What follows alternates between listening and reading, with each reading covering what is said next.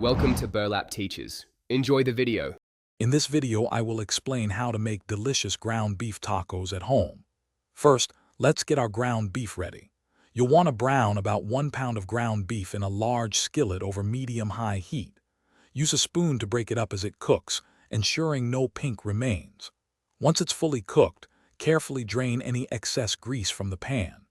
This step is crucial for a flavorful and less greasy taco experience, setting the stage for our next steps. Now that your beef is browned, it's time to infuse it with incredible flavor. Add about 2 tablespoons of your favorite taco seasoning mixed directly to the drained ground beef in the skillet. Next, pour in 1/2 cup of water. Stir everything together really well, making sure the seasoning coats all the meat. Let this mixture simmer gently for about 5 to 7 minutes. This allows the spices to fully bloom and the sauce to thicken, creating that perfect taco filling. With your seasoned ground beef simmering, let's get the rest of our taco components ready. You'll want to warm your taco shells or tortillas. Whether they are soft or hard, follow the package instructions for the best texture.